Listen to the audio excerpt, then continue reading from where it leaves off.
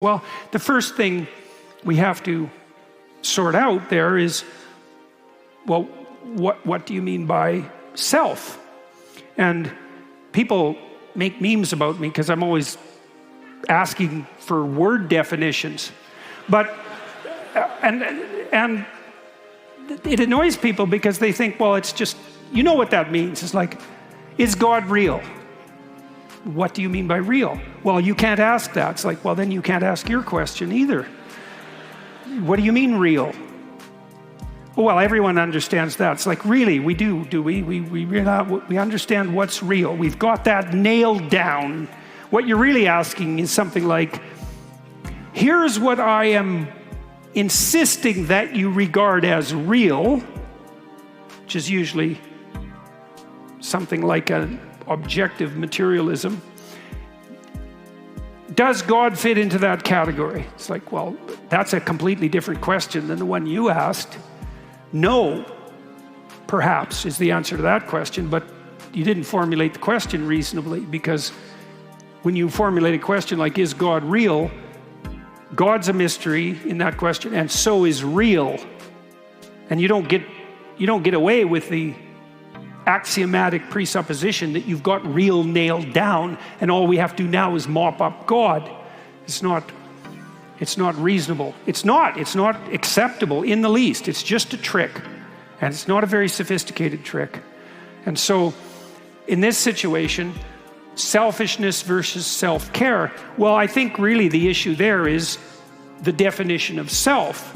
So whatever the self is very complicated, because it's really what you are at your core. That's the question. That's unbelievably complicated. It's like, what the hell do you know about who you are at your core? I mean, human beings we have no idea what we are in the final analysis. And so Carl Jung wrote books on the self. He believed Christ was a symbol of the self. It's a very complicated idea. It takes a lot of unpacking. You could think about the self as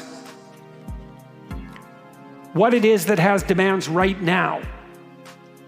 And when people attempt to define themselves subjectively, which has become something to be insisted upon in our current culture, they usually mean something like, the ultimate self is the whim that possesses me now.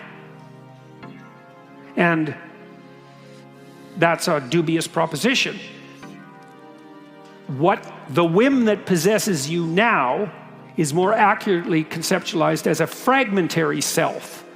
You know, if you have a 2-year-old and the 2-year-old wants something and has a little tantrum in the grocery store because of it, the impulsive demand that possesses that child in that context is a fragmentary part of the child, but it in no means is reflective of the totality of that person.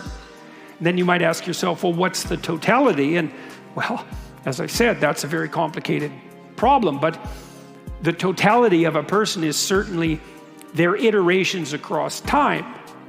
It's at least that, right? Because there's a past you, and there's a present you, and there's a future you, and whatever you is in the final analysis is the aggregation of all of that across time. And maybe the aggregation of all of your manifestations in every social context as well. And then I could say, well, if you're taking care of yourself wisely, then you're taking all of that into account simultaneously. And then if that's selfishness, then that could be viewed as a positive good. But if you're subordinating that greater totality to the impulses of a momentary whim, which you've defined as the self, then that's a very bad idea. All that's going to do is cause trouble and make you unpopular.